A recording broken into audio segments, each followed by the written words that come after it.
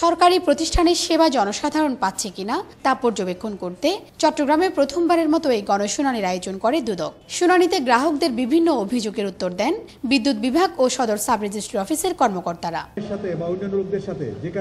বিদ্যুৎ মিটারের ভৌতিক বিল আদায়, ট্রান্সফরমার স্থাপনে হয়রানি, ভূমি অফিসের দলিল দস্তাবেজ তৈরিতে ঘুষ আদায় সহ বিভিন্ন অনিয়ম দুর্নীতির অভিযোগ তুলে ধরেন গ্রাহকরা। এ সময় গ্রাহকরা বিভিন্ন সরকারি অফিসে কর্মকর্তাদের অসদাচরণ সহ সেবা বঞ্চিত হওয়ার কথাও তুলে ধরেন।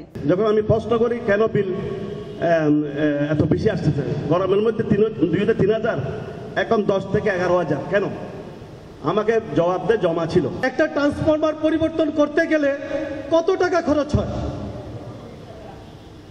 1,20,000 টাকা যদি খরচ হয়, সেখানে টাকা উঠানো হচ্ছে 4.5 লক্ষ টাকা।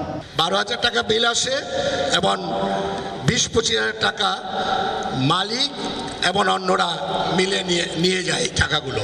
তবে মানুষের মধ্যে দুর্নীতি বিরোধী সচেতনতা গড়ে উঠলে দেশ থেকে দুর্নীতি চিরতরে দূর হবে বলে মনে করছেন সরকারের শীর্ষ কর্মকর্তারা। মানুষ বুঝতে পারছে যে দুর্নীতি সঠিক নয় এবং এটা মানুষের মধ্যে যত বেশি সম্প্রসারিত হবে, গণমানুষ যেদিন জেগে উঠবে সেদিন সত্যি সত্যি দুর্নীতি দেশ থেকে চলে যাবে।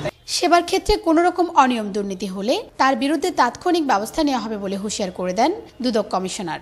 আমরা এখন উপর থেকে ধরার ব্যবস্থা করব, তো আপনারা একটা মেসেজ দিয়ে দেন যে এখানে সে যেই হোক ফেইল করলে যে ওনাদেরও অনেকের অভিযোগ আছে, আমরা ইনশাআল্লাহ ব্যবস্থা নেব। এদিকে দুদকের গণশুনানি চলাকালে অনিয়ম দুর্নীতির পাল্টাপাল্টি অভিযোগ নিয়ে দলিল লেখক এবং আইনজীবীদের মধ্যে অপ্রীতিকর ঘটনা ঘটে। পরে পুলিশ পরিস্থিতি নিয়ন্ত্রণে আনে। শিউলি শবনম, 21 টেলিভিশন, চট্টগ্রাম।